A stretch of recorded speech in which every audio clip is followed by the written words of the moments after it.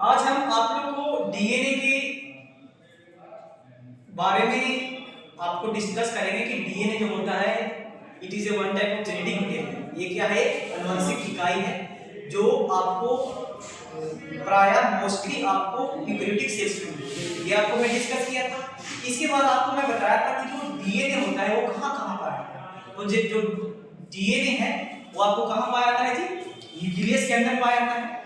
इसके अलावा डीएनए आपको माइटोकॉन्ड्रिया में मिलता है और आपको क्लोरोप्लास्ट में मिलता है। तो आज हम देखते हैं कि डीएनए के इतिहास के बारे में थोड़ा सा देखते हैं कि जो डीएनए इसका डिस्कवरी कैसे कैसे होता है, इसमें कौन कौन से साइंटिस्ट इन्वॉल्व हैं।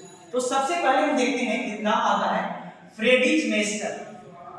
जो फ्रेडरिक मेस्टर से 1859 ईस्वी में इन्होंने सबसे पहले न्यूक्लियस के अंदर जो डीएनए होता है उसको इन्होंने सबसे पहले अध्ययन किया था और उन्होंने इसका नाम क्या दिया था जी? न्यूक्लियस।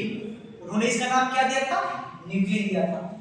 इसके बाद एक साइंटिस्ट आते हैं मॉरिस विल्किंस और रोजालिंड फ्रैंकलिन एक साइंटिस्ट आते हैं। इन्होंने डीएनए का आपको एक्स-रे डिफ्रैक्शन मेथड के द्वारा, टेक्निक के द्वारा इन्होंने क्या था? उसको अध्ययन किया था, राइट। और फ्रेडरिक मेस्टर ने ही डीएनए को बोला था कि it is a nucleic acid type का इसमें कैरेक्टर होता है, राइट। रोजालिंड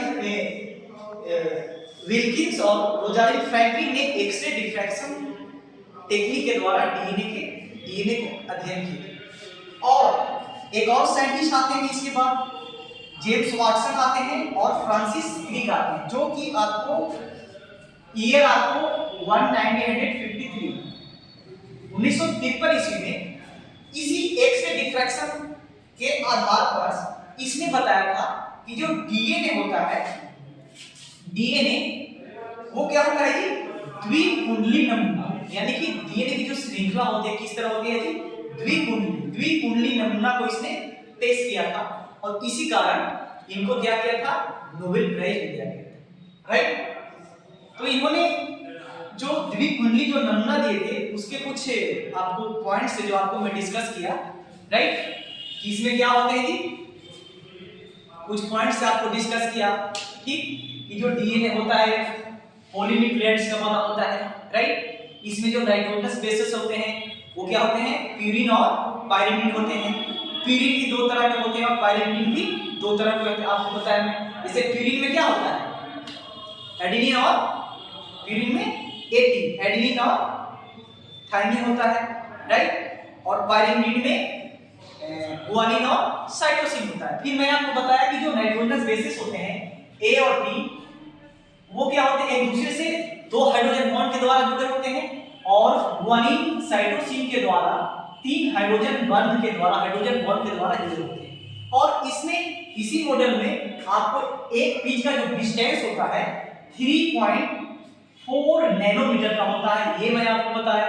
इसके बाद इसमें जो 5 प्राइम से जो 3 प्राइम के बीच की जो दोनों के बीच की जो डिस्टेंस दूरी होती है वो 2 नैनोमीटर का होता है। और इसमें आप देखेंगे एक ट्यूब के बीच जो इसमें आपको नाइट्रोजनस बेसिस कितना होता है? लगभग 10 होता है। लगभग इसमें आपको लगभग 4 होते हैं, कितने होते हैं? 10 होते हैं। तो इसके बीच जो दो आपको जो बेसिस हैं उसकी जो दूरी होगी 0.3 नैनोमीटर का होता है। Thank you.